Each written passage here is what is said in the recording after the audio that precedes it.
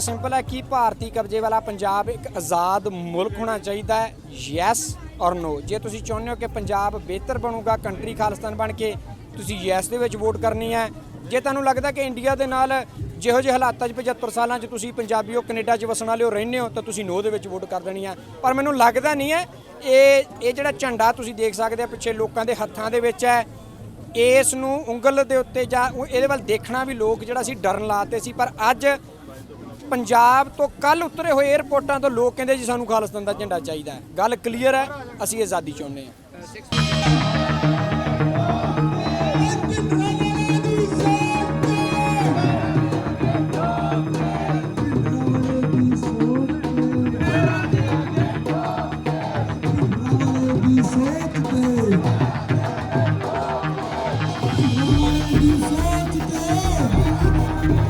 कि इस समय बहुत बड़ी गिणती च सिख संगतां अज खालिस्तान रैफरेंडम के लिए वोट पाउण आ रही ने।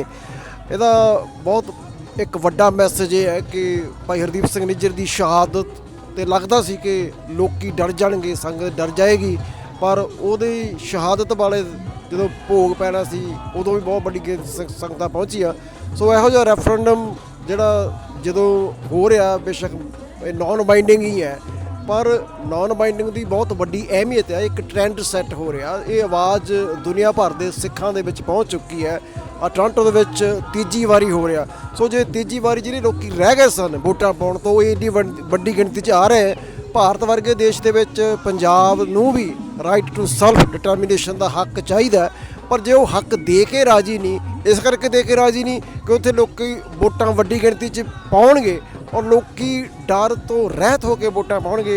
ਇੱਥੇ भी उन्होंने डर देने की कोशिश की पर फिर भी लोग बहुत वड्डी गिणती 'ਚ वोटां पाउण आ रहे हैं। सो ये एक बहुत वड्डी गल है साडे वास्ते भी, डायसपोरा सिखां वास्ते भी।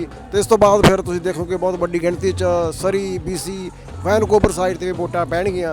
सो ये एक बहुत वधिया ट्रेंड सैट हो रहा। सो ये ते सानूं सब नूं वर्कआउट करना चाहिए जिथे जिथे भी सिख वसदे ने तो ये मैसेज भी जाता। बाकी मीडिया की आप गल करिए जिस तरह मीडिया ने दे विच फेक न्यूज़ जां media they which control story चलती है, इन्ना कुछ होने के बावजूद भी लोगों के विच बहुत वड्डा उत्साह आ जी। ये तो तुसीं आप भी देख सकते हो।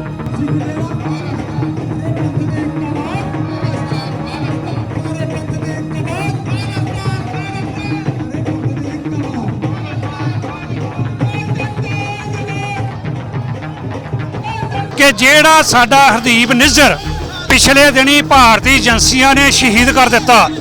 तुसी देखिया होवेगा पिछले दिनी कि जिस दिन उसकी 5 भूतक देह नूं संस्कार करन जाना सी, सिख कौम ने ऐद कर लिया कि असी उस जरनल दे पिछे जिहड़ी फौज हुंदी है ना, जरनल दे पिछे तुर के जांदी आ। भैणां ने, भरावां ने, बजुर्गां ने उस काफले दे विच उस अपने जरनल नूं शहीद नूं तुर के नंगे पैरी शरदा के सुमन भेंट किए सीगे। उस दे एक निज्जर दे जान नाल जां भारतीय एजेंसियां दे उन गोलियां दे मार देण नाल ये मूवमेंट कदी खत्म नहीं हो सकती। उहदे नाल हज़ारां निज्जर होर जंपे ने जिहड़े अज लाइनां दे विच लगे ने। इस तरह उदण तुसीं सरी दे विच वेखिया सी कि सारे निज्जर हर छाती के उत्ते लोग कहते सी मैं निज्जर ते मैं निज्जर। जे तुहाडीआं गोलियां जिहड़ियां वो भारतीय तंत्र दियां खत्म हो सकदियां, पर खालिस्तानी योधे, खालिस्तानी मूवमेंट के नाल काम करने वाले योधे वो कभी खत्म नहीं हो सकते। ये भारतीय एजेंसियां नूं सीधा दा सीधा पता होना चाहिए वा कि ये राज खालसे का एक दिन जरूर बनना, क्योंकि अज लड़ाई जिद्दां 10वें पातशाह ने जफरनामा लिखा सी, अज कलम की लड़ाई आ। कलम के नाल ही जफरनामा लिखा सी, अज मुहिम जिहड़ी आ वो कलम की आ। ते तुसीं देख रहे जे कि हर घर भैन भरा बजुर्ग बच्चा जिहड़ा घर तो बाहर निकले वोट पाउणा है। ਇਹਦੇ ਵਿੱਚ ਕੋਈ ਦੋ ਰਾਵਾਂ ਨਹੀਂ ਹੈ ਜੀ, ਕਲੀਅਰ ਹੈ ਸਾਰੀ ਸੰਗਤ ਨੂੰ, ਸਾਰੇ ਪੰਜਾਬੀਆਂ ਨੂੰ ਕਲੀਅਰ ਹੈ। ਇੱਕ ਦਿਨ ਪਹਿਲਾਂ ਦੀ ਸਪੀਚ ਹੈ, ਉਸੇ ਦਿਨ ਦੀ ਵੀ ਸਪੀਚ ਹੈ ਜਥੇਦਾਰ ਹਰਦੀਪ ਸਿੰਘ ਨਿੱਜਰ ਦੀ ਕਿ ਇੰਡੀਆ ਮੈਨੂੰ ਮਰਵਾਉਣਾ ਚਾਹੁੰਦਾ। ਕਿਉਂ? ਕਿਉਂਕਿ ਸਾਨੂੰ ਉਹ ਕਹਿੰਦਾ ਸੀ ਅੱਤਵਾਦੀ ਤੇ ਅਸੀਂ ਕਰਾ ਰਹੇ ਸੀ ਵੋਟਾਂ ਤੇ ਲੋਕ ਸਾਡੇ ਨਾਲ ਜੁੜਦੇ ਜਾ ਰਹੇ ਸੀ, ਲੋਕ ਮੂਵਮੈਂਟ ਦੇ ਨਾਲ ਜੁੜਦੇ ਜਾ ਰਹੇ ਸੀ। ਇਸ ਕਾਰਨ ਇੱਕ ਗਾਂਧੀ ਦੀ ਕੋਟੇਸ਼ਨ ਹੈ ਜੀ, ਗਾਂਧੀ ਕਹਿੰਦਾ ਪਹਿਲਾਂ ਤੁਹਾਨੂੰ ਚੜਾਉਣਗੇ, ਫਿਰ ਤੁਹਾਨੂੰ ਡਰਾਉਣਗੇ, ਫਿਰ ਤੁਹਾਨੂੰ ਮਾਰਨ ਦੇ ਲਈ ਆਉਣਗੇ ਤੇ ਫਿਰ ਤੁਸੀਂ ਜਿੱਤ ਜਾਓਗੇ।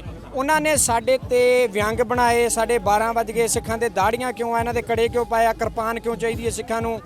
ਫਿਰ ਉਹਨਾਂ ਨੇ ਸਾਨੂੰ ਧਮਕਾਉਣਾ ਕਿ ਤੁਹਾਨੂੰ ਜੇਲ੍ਹਾਂ ਕਰ ਦਿਆਂਗੇ, ਇਹ ਵੀ ਕਰ ਲਿਆ। ਤੇ ਹੁਣ ਉਹਨਾਂ ਕੋਲ ਇੱਕੋ ਹੀ ਹਥਿਆਰ ਰਹਿ ਗਿਆ ਸੀ ਕਿ ਇਹਨਾਂ ਨੂੰ ਸ਼ਾਇਦ ਮਾਰ ਕੇ ਅਸੀਂ ਚੁੱਪ ਕਰਾ ਦਾਂਗੇ, ਪਰ ਮਾਰ ਕੇ ਅਸੀਂ ਨਾ ਤਾਂ ਡਰਨ ਵਾਲੇ ਆ। ਆਹ ਡਰ ਨਿਕਲ ਚੁੱਕਾ ਸੰਗਤ ਦਾ ਕਿ ਅਸੀਂ ਆਜ਼ਾਦੀ ਚਾਹੁੰਦੇ ਆ ਤੇ ਹੁਣ ਸਾਡੀ ਜਿੱਤਣ ਦੀ ਵਾਰੀ ਹੈ। ਤੇ ਜਿੱਤਣ ਦਾ ਤਰੀਕਾ ਡੈਮੋਕ੍ਰੈਟਿਕ, ਜੇ ਆਪਾਂ ਇਹਨਾਂ ਮੁਲਕਾਂ ਨੂੰ ਨਾਲ ਲਾਉਣਾ ਆ, ਕੈਨੇਡਾ ਅਮਰੀਕਾ ਕੋਲੋਂ ਆਪਾਂ ਆਪਣੀ ਰਿਕੋਗਨਾਈਜੇਸ਼ਨ ਚਾਹੁੰਦੇ ਆ, ਤੇ ਫਿਰ ਸਾਨੂੰ ਰੈਫਰੈਂਡਮ ਕਰਾ ਕੇ ਇਹਨਾਂ ਦੇ ਟੇਬਲ ਦੇ ਉੱਤੇ ਆਪਣਾ ਮੈਂਡੇਟ ਰੱਖਣਾ ਪਊਗਾ ਯੈਸ ਵੋਟ ਦੇ ਵਿੱਚ। ਜੀ ਦੁਨੀਆ ਭਰ 'ਚ ਵੋਟਾਂ ਪਈਆਂ ਨੇ 6 ਕੰਟਰੀਆਂ ਦੇ ਵਿੱਚ, ਯੂਕੇ ਵਿੱਚ, Switzerland, Austria, Australia, Italy, Canada 'ਚ ਵੋਟਾਂ ਪੈ ਰਹੀਆਂ ਨੇ। ਤੇ ਆਸਟ੍ਰੇਲੀਆ ਵਿੱਚ ਵੀ ਇਹਨਾਂ ਸਾਡੇ ਜਿਹੜੇ ਸੈਂਟਰ ਜਿਹੜੇ ਆ ਬੰਦ ਕਰਨ ਦੀ ਕੋਸ਼ਿਸ਼ ਕੀਤੀ ਆ। ਹੁਣ ਇਹ ਰੈਫਰੈਂਡਮ ਨੂੰ ਬੰਦ ਨਹੀਂ ਕਰ ਸਕੇ। ਸਾਰੇ ਦੇਸ਼ਾਂ ਦੇ ਜਾ ਕੇ ਇਹ ਅੱਗੇ ਉਹਨਾਂ ਦੇ ਗੋਡਿਆਂ ਨੂੰ ਹੱਥ ਲਾਉਂਦੇ ਨੇ, ਪੈਰੀਂ ਹੱਥ ਲਾਉਂਦੇ ਨੇ।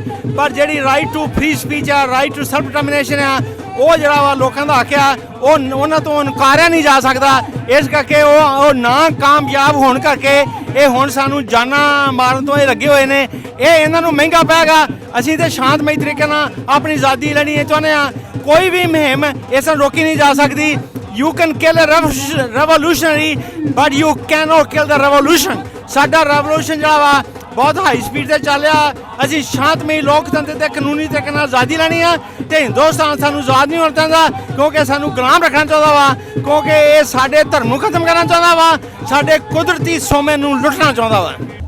ਦੇਖੋ ਗੱਲ ਇਹ ਆ ਵੀ ਜਿਵੇਂ ਤੁਸੀਂ ਦੱਸਿਆ ਕਿ ਇੰਡੀਆ ਦੇ ਵਿੱਚ ਸਿਕਸ ਫॉर ਜਸਟਿਸ ਨੂੰ ਜਿਹੜਾ ਉਹ ਬੈਨ ਕੀਤਾ ਹੋਇਆ, ਤਰ੍ਹਾਂ ਤਰ੍ਹਾਂ ਦੀਆਂ ਪਾਬੰਦੀਆਂ ਇਹਨਾਂ ਦੇ ਜਿੰਨੇ ਵੀ ਮੋਰਲੀ ਕਤਾਰ ਦੇ ਕਾਰਕੁਨ ਨੇ ਉਹਨਾਂ ਦੇ ਉੱਤੇ ਜਵਾਪਾ ਵਰਗੇ ਜਾਂ NSA ਵਰਗੇ ਕੇਸ ਬਿਨਾਂ ਗੱਲ ਤੋਂ ਰਜਿਸਟਰਡ ਕੀਤੇ ਹੋਏ ਨੇ।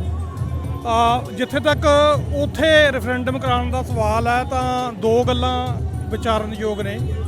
ਪਹਿਲੀ ਇਹ ਕਿ 1948 ਦੇ ਵਿੱਚ ਕਸ਼ਮੀਰ ਦਾ ਰੈਫਰੈਂਡਮ ਆ ਜਿਹੜਾ ਉਹ UN ਦੀ ਸਿਕਿਉਰਿਟੀ ਕੌਂਸਲ ਨੇ ਉਹਦੀ ਐਡਵੋਕੇਸੀ ਕੀਤੀ ਹੋਈ ਹੈ ਕਿ ਕਰਵਾਇਆ ਜਾਏ। ਉਸ ਸਰਕਾਰ ਨੇ ਹਜੇ ਤੱਕ ਉਹਦੇ ਵੱਲ ਜਿਹੜਾ ਕੋਈ ਧਿਆਨ ਨਹੀਂ ਦਿੱਤਾ, ਭਾਰਤ ਦੀ ਸਰਕਾਰ ਨੇ। ਸੋ ਉਹ ਕਦੀ ਵੀ ਨਹੀਂ ਚਾਹਣਗੇ। ਪਰ ਸਿੱਖਾਂ ਦੇ ਕੇਸ ਦੇ ਵਿੱਚ ਜਿਵੇਂ ਡਾਇਸਪੋਰਾ ਸਿੱਖਾਂ ਦੇ ਵਿੱਚ ਰਿਸਪੌਂਸ ਹੈ ਰੈਫਰੈਂਡਮ ਦਾ, ਜਿਸ ਤਰ੍ਹਾਂ ਦੀਆਂ ਇੱਥੇ ਲੱਖਾਂ ਦੀ ਤਾਦਾਦ ਦੇ ਵਿੱਚ ਕਤਾਰਾਂ ਲੱਗਦੀਆਂ ਨੇ, ਜਿਹੜਾ ਰਿਸਪੌਂਸ ਲੰਡਨ ਦੇ ਵਿੱਚ ਦੇਖਣ ਨੂੰ ਮਿਲਿਆ, ਆਸਟ੍ਰੇਲੀਆ ਦੇ ਵਿੱਚ ਦੇਖਣ ਨੂੰ ਮਿਲਿਆ, ਫਿਰ ਦੁਬਾਰਾ ਇੱਕ ਵਾਰ ਕੈਨੇਡਾ ਦੇ ਵਿੱਚ ਆਇਆ। ਹੋ ਸਕਦਾ ਕਿ ਇਹਦੇ ਨਾਲ ਜਿਹੜਾ ਇਹ ਗੌਰਮੈਂਟ ਨੂੰ, ਇੰਡੀਆ ਦੀ ਨੂੰ ਬਾਹਰਲੀਆਂ ਹਕੂਮਤਾਂ ਜਿਹੜੀਆਂ ਉਹ ਪ੍ਰੈਸ਼ਰ ਪਾਉਣ ਕਿਸੇ ਕਿਸਮ ਦਾ, ਜਾਂ UN ਦੀ ਜਿਹੜੀ ਨੀਂਦ ਆ ਉਹ ਖੁੱਲ੍ਹੇ ਕਿ ਨਹੀਂ, ਸਿੱਖਾਂ ਦਾ ਜਿਹੜਾ ਹੱਕ ਖੋਇਆ ਗਿਆ ਉਹਦੀ ਪੂਰਤੀ ਕਰਨ ਦਾ ਹੁਣ ਸਮਾਂ ਆ ਗਿਆ। ਸੋ ਅਸੀਂ ਤਾਂ ਇਹਨੂੰ ਪੋਜ਼ਿਟਿਵਲੀ ਇਸੇ ਤਰ੍ਹਾਂ ਵੇਖਦੇ ਹਾਂ ਕਿ ਇਹ ਜਿਹੜੇ ਪ੍ਰੈਸ਼ਰ ਬਿਲਡਅਪ ਆ ਇਹ ਬਹੁਤ ਜ਼ਰੂਰੀ ਆ। ਉਹ ਕਿਸੇ ਵੀ ਤਰੀਕੇ ਦਾ ਹੋਵੇ, ਜਦ ਤੱਕ ਅਸੀਂ ਆਪਣੀ ਆਵਾਜ਼ ਨਹੀਂ ਕੱਢਾਂਗੇ। ਜਿੱਥੇ ਤੱਕ ਇਸ ਰੈਫਰੈਂਡਮ ਦਾ ਸਵਾਲ ਆ, ਭਾਵੇਂ ਨੌਨ ਬੈਂਡਿੰਗ ਆ, ਉਹਨਾਂ ਕੋਲੋਂ ਬਾਰ-ਬਾਰ ਕਿਹਾ ਜਾ ਰਿਹਾ ਕਿ ਹਜੇ ਤਾਂ ਅਸੀਂ ਸਿੱਖਾਂ ਨੂੰ ਇਹ ਪੁੱਛ ਰਹੇ ਹਾਂ ਕਿ ਪੰਜਾਬ ਦੇ ਵਿੱਚ ਰੈਫਰੈਂਡਮ ਹੋਣਾ ਚਾਹੀਦਾ ਜਾਂ ਨਹੀਂ। ਇੱਥੇ ਕੋਈ ਹਾਂ ਦੇ ਵਿੱਚ ਵੀ ਵੋਟ ਪਾ ਸਕਦਾ, ਕੋਈ ਨਾ ਦੇ ਵਿੱਚ ਵੀ ਵੋਟ ਪਾ ਸਕਦਾ। ਸੋ ਇੰਨੇ ਸਪਸ਼ਟਤਾ ਦੇ ਨਾਲ ਕੀਤੇ ਜਾ ਰਹੇ ਇਸ ਨੌਨ ਬਾਈਂਡਿੰਗ ਰੈਫਰੈਂਡਮ ਦੇ ਉੱਤੇ ਵੀ ਇੰਨਾ ਸਖਤ ਇਤਰਾਜ਼ ਜਿਹੜਾ ਹਿੰਦੁਸਤਾਨ ਦੀਆਂ ਸਰਕਾਰਾਂ ਵੱਲੋਂ ਕੀਤਾ ਜਾ ਰਿਹਾ। ਜਿਵੇਂ ਕਿ ਸਿੱਖ ਫॉर ਜਸਟਿਸ ਦੇ ਜਿਹੜੇ ਮੋਹਰਲੀ ਕਤਾਰ ਦੇ ਲੀਡਰ ਕੈਨੇਡਾ ਦੇ ਵਿੱਚ ਸਰਦਾਰ ਹਰਜੀਤ ਸਿੰਘ ਨਿੱਜਰ, ਉਹਨਾਂ ਨੂੰ ਅਸੈਸੀਨੇਟ ਕਰ ਦਿੱਤਾ ਗਿਆ। ਸ਼ਹਾਦਤ ਉਹਨਾਂ ਦੀ ਜਿਹੜੀ ਆ ਏਜੰਸੀਆਂ ਵੱਲੋਂ ਕਰਾ ਦਿੱਤੀ ਗਈ ਆ। ਉਸ ਤੋਂ ਇਲਾਵਾ ਹੋਰ ਜਿਹੜੇ ਇਹਨਾਂ ਦੇ ਵੱਖ-ਵੱਖ ਵਲੰਟੀਅਰਸ ਕੰਮ ਕਰਦੇ ਨੇ, ਉਹਨਾਂ ਦੀਆਂ ਜ਼ਮੀਨਾਂ ਜਾਇਦਾਦਾਂ ਦੀ ਕੁਰਕੀ ਤੱਕ ਹੋਣਾ ਉਹਨਾਂ ਦੇ ਉੱਤੇ। ਇਹ ਬੁਖਲਾਹਟ ਜਿਹੜਾ ਇਹ ਪੇਸ਼ ਕਰਦਾ ਕਿ ਹਿੰਦੁਸਤਾਨ ਦੀ ਗੌਰਮੈਂਟ ਆ ਜਿਹੜੀ ਉਹ ਬੁਖਲਾਹਟ ਦੇ ਵਿੱਚ ਆਈ ਹੋਈ ਆ। ਨੋ ਡਾਊਟ ਕਿ ਜਦੋਂ ਦਾ ਦਰਬਾਰ ਸਾਹਿਬ ਦੇ ਉੱਤੇ ਹਿੰਦ ਦੀ ਹਕੂਮਤ ਨੇ ਨਾਪਾਕ ਇਰਾਦਿਆਂ ਦੇ ਨਾਲ ਹਮਲਾ ਕਰਕੇ ਸ਼੍ਰੀ ਅਕਾਲ ਤਖਤ ਸਾਹਿਬ ਨੂੰ ਢਹਿ ਢੇਰੀ ਕੀਤਾ, ਸਾਡੀ ਨਸਲਕੁਸ਼ੀ ਦਾ ਆਰੰਭ ਕੀਤਾ, ਉਦੋਂ ਤੋਂ ਹੀ ਬਹੁਤ ਸਾਰੀਆਂ ਜਥੇਬੰਦੀਆਂ ਜਿਹੜੀਆਂ ਬਹੁਤ ਸਾਰੇ ਗਰੁੱਪ ਨੇ ਅਲੱਗ-ਅਲੱਗ ਜਾਂ ਇੰਡੀਵਿਜੂਅਲ ਨੇ, ਉਹ ਆਪਣੇ ਤਰੀਕੇ ਦੇ ਨਾਲ ਜਿਹੜਾ ਇਸ ਆਜ਼ਾਦੀ ਦੀ ਲੜਾਈ ਨੂੰ ਅੱਗੇ ਵਧਾ ਰਹੇ ਸੀ, ਅੱਗੇ ਲੈ ਕੇ ਚੱਲ ਰਹੇ ਸੀ। ਜਿਨ੍ਹਾਂ ਦੇ ਵਿੱਚ ਦਲ ਖਾਲਸਾ ਦੀਆਂ ਬ੍ਰਾਂਚਿਸ ਨੇ ਬਾਹਰ, ਜਿਨ੍ਹਾਂ ਵਿੱਚ ਸ਼੍ਰੋਮਣੀ ਅਕਾਲੀ ਦਲ ਅੰਮ੍ਰਿਤਸਰ ਦੀਆਂ ਬ੍ਰਾਂਚਿਸ ਨੇ, ਜਿਨ੍ਹਾਂ ਦੇ ਵਿੱਚ ਹੋਰ ਜਥੇਬੰਦੀਆਂ Sikh youth of America, Sikh youth federation. So ਇਹ ਮੇਨ ਜਥੇਬੰਦੀਆਂ, ਇਹਨਾਂ ਦੇ ਨਾਲ ਹੋਰ ਵੀ ਬਹੁਤ ਸਾਰੀਆਂ ਜਥੇਬੰਦੀਆਂ ਜਾਂ ਇੰਡੀਵਿਜੂਅਲਸ ਜਾਂ ਗੁਰਦੁਆਰਾ ਕਮੇਟੀਆਂ ਸਾਂਝੇ ਤੌਰ ਤੇ ਗੱਲ ਕਰ ਰਹੀਆਂ ਸੀ। ਪਰ ਨਵੀਂ ਚੀਜ਼ ਕਿਹੜੀ ਹੋਈ ਆ ਸਿਕਸ ਫॉर ਜਸਟਿਸ ਦੇ ਨਾਲ, ਜਿਹੜਾ ਸਪਸ਼ਟਤਾ ਦਾ ਮੈਸੇਜ ਇਹਨਾਂ ਨੇ ਹਾਂ ਜਾਂ ਨਾ ਵਾਲਾ ਕਰਕੇ ਦਿੱਤਾ ਨਾ, ਵੀ ਤੁਸੀਂ ਵੋਟ ਪਾਓ ਹਾਂ ਕਿ ਨਾ, ਰੈਫਰੈਂਡਮ ਹੋਵੇ ਜਾਂ ਨਾ ਹੋਵੇ। ਉਹਨੇ ਜਿਹੜੀਆਂ ਇਹ ਹਜ਼ਾਰਾਂ ਦੀ ਤਾਦਾਦ ਦੇ ਵਿੱਚ, ਲੱਖਾਂ ਦੀ ਤਾਦਾਦ ਦੇ ਵਿੱਚ ਜਿਹੜੀਆਂ ਪੰਕਤੀਆਂ ਲਵਾ ਦਿੱਤੀਆਂ, ਕਿਉਂ ਜਿਹੜੀ ਲਾਈਨ ਅਪ ਕੌਮ ਕਰ ਦਿੱਤੀ ਗਈ ਆ, ਜਿਹੜੀ ਆਪਣੇ ਵੋਟ ਦਾ ਹੱਕ ਯੂਜ਼ ਕਰਨ ਲਈ ਇੱਥੇ ਆ ਰਹੀ ਆ। ਇਹ ਪਹਿਲਾਂ ਕਦੀ ਨਹੀਂ ਸੀ ਹੋਇਆ। ਸੋ ਇਹਦਾ ਸਿਹਰਾ, ਇਹਦਾ ਕ੍ਰੈਡਿਟ ਇਹਨਾਂ ਨੂੰ ਜ਼ਰੂਰ ਜਾਂਦਾ। ਪਰ ਇਹ ਦੇਖਣ ਵਾਲੀ ਗੱਲ ਹੋਊਗੀ ਕਿ ਇਹ ਕਤਾਰਾਂ ਜਿਹੜੀਆਂ ਇਹਨਾਂ ਨੂੰ ਆਜ਼ਾਦੀ ਦੇ ਦਰਵਾਜ਼ੇ ਤੱਕ ਅਸੀਂ ਕਿਵੇਂ ਸਮੁੱਚੀ ਕੌਮ ਵੱਲੋਂ ਲੈ ਕੇ ਜਾਣਾ। ਉਹ ਕਲੀਅਰ ਕਰਦੀ ਹੈ ਕਿ India is a fake democracy ਹੈ। ਉਹਦੇ ਕੋਲ ਕੋਈ ਵੀ ਬੇਸਿਸ ਨਹੀਂ ਸੀ ਖਾਲਿਸਤਾਨ ਦੀ ਮੂਵਮੈਂਟ ਨੂੰ ਰੋਕਣ ਦੇ ਲਈ, ਇਸ ਮੁਹਿੰਮ ਨੂੰ ਰੋਕਣ ਦੇ ਲਈ। ਉਹ ਆਲਰੇਡੀ ਜਾਣਦਾ ਸੀ ਕਿ ਜੇ ਮੈਂ ਇਹਨਾਂ ਨੂੰ ਟੈਰਰਿਸਟ ਆਰਗੇਨਾਈਜੇਸ਼ਨ ਨਾ ਡਿਕਲੇਅਰ ਕੀਤਾ ਤੇ ਸ਼ਾਇਦ ਮੈਂ ਲੋਕਾਂ ਦੇ ਵਿੱਚ ਫੀਅਰ ਨਾ ਕ੍ਰੀਏਟ ਕਰ ਸਕੂੰਗਾ। ਪਰ ਉਹ ਇਸ ਫੀਅਰ ਨੂੰ ਕ੍ਰੀਏਟ ਕਰਨ ਦੇ ਵਿੱਚ ਵੀ ਫੇਲ ਹੋ ਗਿਆ। ਕੈਨੇਡਾ, ਅਮਰੀਕਾ ਦੇ ਵਿੱਚ ਇਸ ਆਰਗੇਨਾਈਜੇਸ਼ਨ ਦਾ ਖੁੱਲ੍ਹ ਕੇ ਵਿਚਰਨਾ ਇਹ ਸਾਬਤ ਕਰਦਾ ਕਿ ਇਹ ਟਰੂ ਡੈਮੋਕ੍ਰੈਟਿਕ ਆਰਗੇਨਾਈਜੇਸ਼ਨ ਹੈ, ਜਿਹੜੀ ਪੀਸਫੁਲ ਰਿਜ਼ੋਲਵ ਚਾਹੁੰਦੀ ਹੈ ਖਾਲਿਸਤਾਨ ਮੂਵਮੈਂਟ ਦਾ, ਜਿਹੜੇ ਪੰਜਾਬ ਦੇ ਭਵਿੱਖ ਨੂੰ ਇੱਕ ਡੈਮੋਕ੍ਰੈਟਿਕ ਤਰੀਕੇ ਦੇ ਨਾਲ ਵੋਟ ਦੇ ਨਾਲ ਨਜਿੱਠਣਾ ਚਾਹੁੰਦੀ ਹੈ। ਤੇ ਜੇ ਇੰਡੀਆ ਕਹਿੰਦਾ ਵੀ ਇਹ ਆਰਗੇਨਾਈਜੇਸ਼ਨ ਸਹੀ ਨਹੀਂ ਹੈ, ਪਰ ਰੈਫਰੈਂਡਮ ਤਾਂ ਸਹੀ ਹੈ ਨਾ, ਰੈਫਰੈਂਡਮ ਉਹਨੇ ਆਪ ਕਰਾਏ ਨੇ, ਤੇ ਉਹ ਆਪ ਅਨਾਉਂਸ ਕਰੇ ਆਪਣੀ ਪਾਰਲੀਮੈਂਟ ਦੇ ਵਿੱਚ ਇੱਕ ਬਿੱਲ ਲਿਆਵੇ ਕਿ ਮੈਂ ਬਾਈਂਡਿੰਗ ਰੈਫਰੈਂਡਮ ਪੰਜਾਬ ਦਾ ਕਰਾਉਣੀ ਆ। ਆਰਗੇਨਾਈਜੇਸ਼ਨ ਨੂੰ ਆਪਾਂ ਬਾਹਰ ਰੱਖ ਦਿੰਦੇ ਆ, ਕਿਉਂਕਿ ਜਿਹੜਾ all people have a right to self determination ਹੈ, ਉਹ ਕਿਸੇ ਆਰਗੇਨਾਈਜੇਸ਼ਨ ਦੇ ਨਾਲ ਨਹੀਂ ਜੁੜਿਆ ਹੁੰਦਾ, ਉਹ ਲੋਕਾਂ ਦੇ ਨਾਲ ਜੁੜਿਆ ਹੁੰਦਾ। ਤੇ ਆਹ ਲੋਕ ਸਿੱਖਸ ਫॉर ਜਸਟਿਸ ਦੇ ਸੱਦੇ ਤੇ ਨਹੀਂ ਆਏ ਹੈਗੇ, ਇਹ ਰੈਫਰੈਂਡਮ ਦੀ ਕੰਪੇਨ ਦੇ ਲਈ ਆਏ ਨੇ, ਇਹ ਖਾਲਿਸਤਾਨ ਦੇ ਲਈ ਆਏ ਨੇ। ਦੇਖੋ, ਸਿੱਖਾਂ ਨੇ 1947 ਤੋਂ ਬਾਅਦ ਜਿਸ ਤਰੀਕੇ ਨਾਲ ਸਿੱਖਾਂ ਦੇ ਨਾਲ ਵਾਅਦੇ ਕੀਤੇ ਗਏ ਸੀ, ਪਹਿਲਾਂ ਵਾਅਦਾ ਤੱਕ ਵੀ ਨਹੀਂ ਮਿਲਿਆ। ਜਰਾਇਮ ਪੇਸ਼ਾ ਕੌਮ ਸਿੱਖਾਂ ਨੂੰ ਐਲਾਨ ਕਰ ਦਿੱਤਾ ਗਿਆ। 1955 ਚ ਜੁਲਾਈ ਦੇ ਵਿੱਚ ਸਿੱਖਾਂ ਦੇ ਦਰਬਾਰ ਸਾਹਿਬ ਤੇ ਹਮਲਾ ਹੁੰਦਾ, ਤਾਂ ਫਿਰ 1900 ਆਪਾਂ ਪੰਜਾਬੀ ਸੂਬੇ ਦੀ ਗੱਲ ਕਰਦੇ ਹਾਂ। ਪੰਜਾਬੀ ਸੂਬਾ ਕਹਿਣਾ ਵੀ ਬਹੁਤ ਗੁਨਾਹ ਮੰਨਿਆ ਜਾਂਦਾ ਸੀ। 84 ਵਿੱਚ ਤਾਂ ਫਿਰ ਕਹਿਰ ਹੀ ਹੋ ਗਿਆ। ਸੋ 84 ਦੇ ਕਤਲੇਆਮ ਦਾ, 84 ਦੀ ਜੈਨੋਸਾਈਡ ਦਾ ਸਿੱਖਾਂ ਨੂੰ ਇਨਸਾਫ ਮਿਲਿਆ ਹੀ ਨਹੀਂ। ਜੈਨੋਸਾਈਡ ਦਾ ਜਿਹੜਾ ਜਸਟਿਸ ਆ ਉਹ ਸੋਵਰਨਟੀ ਹੁੰਦਾ। ਦੂਜੇ ਪਾਸੇ ਆਪਾਂ ਵੀ ਦੇਖਦੇ ਹਾਂ ਕਿ ਸਿੱਖਾਂ ਦੇ ਗੁਰੂ ਗ੍ਰੰਥ ਸਾਹਿਬ ਦੀ ਬੇਅਦਬੀ, ਸਿੱਖਾਂ ਦੇ ਧਾਰਮਿਕ ਮੁੱਦੇ, ਸਿੱਖਾਂ ਦੇ ਰਾਜਨੀਤਿਕ ਮੁੱਦੇ, ਆਰਥਿਕ ਮੁੱਦੇ, ਆਖਿਰਕਾਰ ਸਾਰੀਆਂ ਬਿਮਾਰੀਆਂ ਦਾ ਹੱਲ ਤਾਂ ਤੁਹਾਡੇ ਕੋਲ ਇੱਕ ਸੋਵਰਨ ਸਟੇਟ ਦਾ ਹੋਣਾ ਹੈ। ਜੋ ਤੁਹਾਡੇ ਕੋਲ ਸੋਵਰਨ ਸਟੇਟ ਹੋਊਗੀ, ਤੁਹਾਡੇ ਕੋਲ ਡਿਸੀਜਨ ਮੇਕਿੰਗ ਸਟਰਕਚਰ ਹੋਏਗਾ।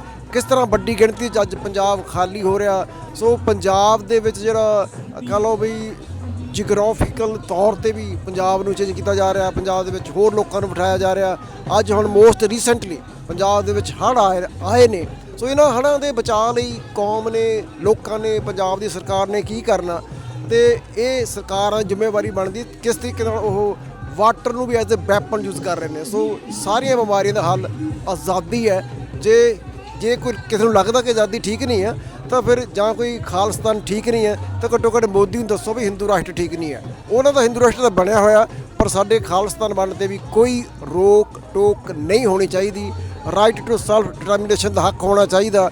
ਜਿਸ ਤਰ੍ਹਾਂ ਕਿਊਬਕ ਦੇ ਲੋਕ ਮੰਗਦੇ ਨੇ, ਜਿਸ ਤਰ੍ਹਾਂ ਕਿਊਬਕ ਦੇ ਲੋਕ ਕੈਨੇਡਾ ਦੇ ਪਾਰਲੀਮੈਂਟ ਵਿੱਚ ਬੈਠ ਕੇ ਬਲੌਕ ਵਾਲੇ ਜਿਹੜੇ ਕਿਊਬਕ ਦੀ ਸੋਵਰਨਟੀ ਦੀ ਗੱਲ ਕਰਦੇ ਨੇ, ਉਹਨਾਂ ਨੂੰ ਕੋਈ ਅੱਤਵਾਦੀ ਨਹੀਂ ਕਹਿੰਦਾ, ਕਹਿਣਾ ਵੀ ਨਹੀਂ ਚਾਹੀਦਾ। ਇੱਕ ਬੰਦਾ ਇੱਥੇ ਬਾਹਰ ਖੜਾ, ਉਹ ਕਹਿੰਦਾ ਜੀ ਖਾਲਿਸਤਾਨੀ ਦਾ ਮਤਲਬ ਹੇਠ ਫੈਲਾਉਣਾ, ਖਾਲਿਸਤਾਨ ਦਾ ਮਤਲਬ ਕੋਈ ਹੇਠ ਫੈਲਾਉਣਾ ਨਹੀਂ ਹੈ।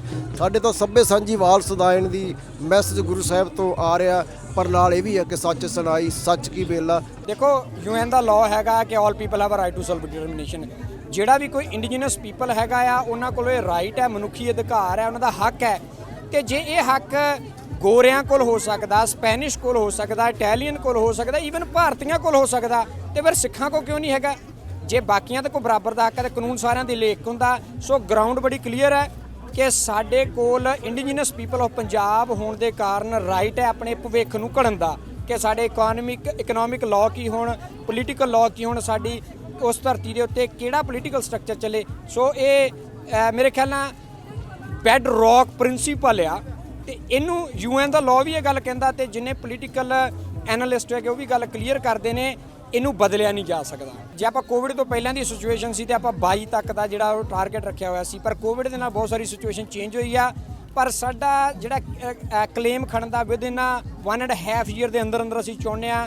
ਤੇ ਹੁਣ ਕਮਿਸ਼ਨ ਨੇ ਵੀ ਜ਼ੋਰ ਪਾਉਣਾ ਸ਼ੁਰੂ ਕਰ ਦਿੱਤਾ ਕਿ ਕੁਇਕਲੀ ਤੁਸੀਂ ਜਿਹੜਾ ਇਸ ਨੂੰ ਸੋਲਵ ਕਰੋ, ਤਾਂ ਹੀ ਹੁਣ ਜਿਹੜੇ ਬਾਉਂਡਡ ਟਾਈਮ ਦੇ ਵਿੱਚ ਆਪਾਂ ਅਗਲੇ ਸੈਂਟਰਾਂ ਦੇ ਵਿੱਚ ਜਿਹੜੀ ਵੋਟ ਕੁਇਕਲੀ ਕਰਾ ਕੇ, ਕਿਉਂਕਿ ਸੰਗਤ ਤਿਆਰ ਹੈ ਜੀ, ਸੰਗਤ ਤਾਂ ਲੱਖਾਂ 'ਚ ਨਿਕਲ ਕੇ ਬਾਹਰ ਆਉਂਦੀ ਹੈ।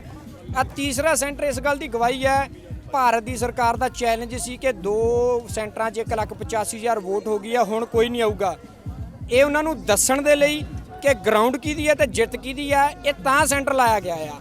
ਤੇ ਅੱਜ ਤੁਸੀਂ ਇੱਥੇ ਆਏ ਹੋਏ ਲੋਕਾਂ ਨੇ ਸਾਬਤ ਕਰ ਦਿੱਤਾ, ਇਹ ਪੰਜਾਬੋਂ ਆਏ ਨੇ ਸਾਰੇ, ਇਹ ਨਹੀਂ ਵੀ ਗੋਰੇ ਫੜ ਕੇ ਲਿਆਂਦੇ ਨੇ ਜਾਂ ਇੱਥੇ ਦੇ ਜਾਂ ਦੁਬਾਰਾ ਆਏ ਨੇ। ਇਹ ਪਹਿਲੀ ਵਾਰੀ ਵੋਟ ਪਾਉਣ ਦੇ ਲਈ ਆਏ, ਜਿਹੜੇ ਜਹਾਜ਼ਾਂ ਤੋਂ ਸਿੱਧਾ ਉਤਰ ਕੇ ਇੱਥੇ ਆਏ ਹੋਏ ਨੇ। ਸੋ ਗੱਲ ਕਲੀਅਰ ਹੈ, ਅਸੀਂ ਕੁਇਕਲੀ ਟਾਈਮ ਬਾਉਂਡਡ ਆਪਣਾ ਕਲੇਮ ਜਿਹੜਾ ਉਹ UN ਦੇ ਅੰਦਰ ਲਿਜਾਣ ਵਾਲੇ ਹਾਂ।